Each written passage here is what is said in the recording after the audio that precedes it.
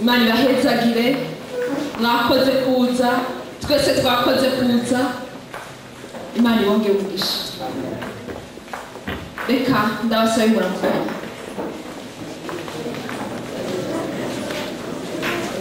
ubwira uwo muntu ari impande yawe kaze kwakira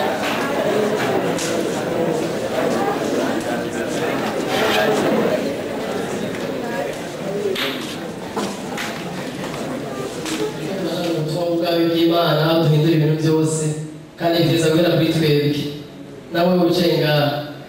rero nashaka kubakira mwese muri runo ruganda rwacu twateguye ariko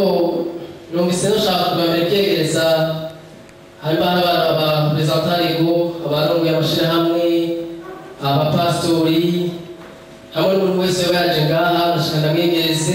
kugira ngo wumve kuri muhira wumve ko ari iwawe wisange ko kuri muhira iwanyu kandi unezerwe mu mwami wacu Yesu Kristo Imana ishimwe cyane rero twashatse gutangura seminari yacu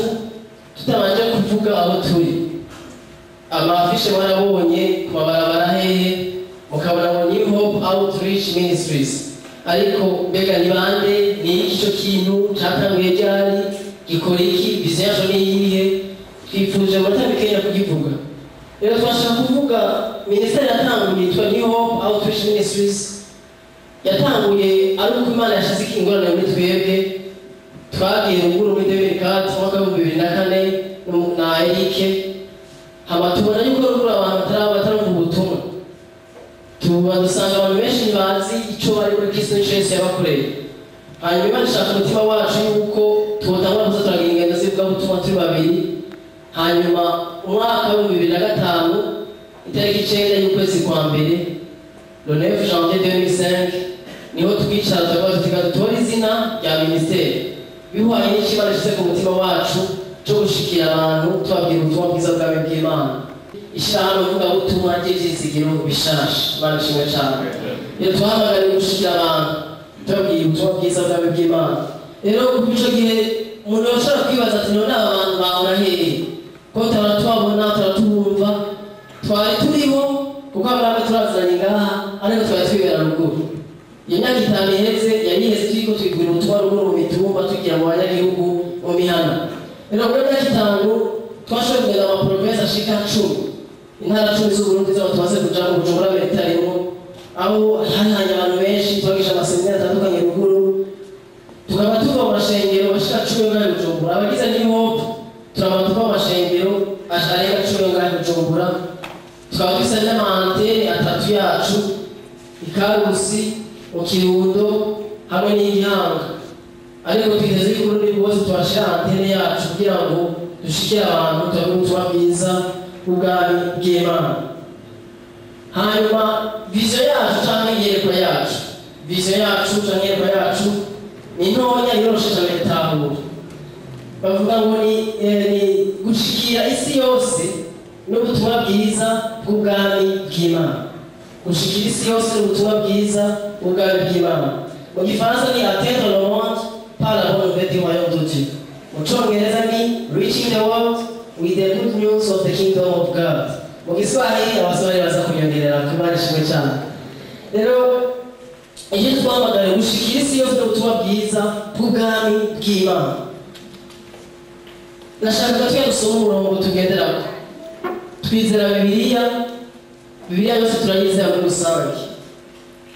turayizera ariko hari umurongo Imana yashyize ku mutima wacu kugira ngo ibyo tuvuga byose niho byubakiye Luka 4:43 Luka 4:43 niwo murongo minisitiri ashigenderako. Luka 4:43 muri Luka gishaka ni murongo 43 tugendo vizo yashakazi. Uwo maze arababwira ati ngiye kuvuga ubutumwa bwiza bw'ubwami bw'Imana no mu bindi gisagara kuko arico natumwe.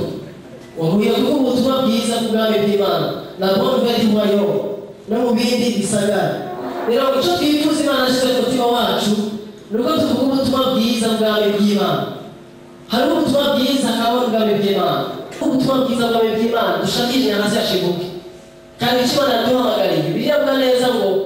muri Matayo 25:14 ubutumwa bwiza bw'ubwami bw'Imana ngo buzovugwa nk'itewanyaje nk'ikimenyetso cy'uko Yesu cyazagaruke. Muteza kwanza kuvuga. Rero umunsi mwitege maze gutanga ubutumwa bwiza bw'ubwami bw'Imana mbega niki? Tuba mu ruti nicyo dushaka kumenya.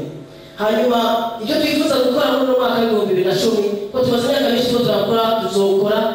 twahanze nita muri izindi cyangwa muri garage aho turahingurwa neza n'ubutaca turahingurwa ariko hageze ko dusohoka kugira ngo tutangure kuvuga twigishe tuvuge ubutumwa bwiza. Rero turategura amaseminari ashika 6 uyu mwaka nk'aya twateguye amaseminari 6 aho abantu twifuza ko bamenya ukuri kwa bo babe mu buzima banezerewe bakiza banezerewe atabwoba atamara atakwegura. Hanyuma twategura ingendo mvuga butumwa zishika 3. Izo ngendo zoshika Karusi mu kwezi kwa 4 tuje no mu Kayanza mu kwezi kwa 2 tuje ni Kigali mu Rwanda mu kwezi kw'indwi. Aho zizogira ivuga butumwa twese zero dukoresha tuja mu bihana mu bantu. Hanyuma tugana n'amaseminari ku bakozi b'Imana mu gatondo.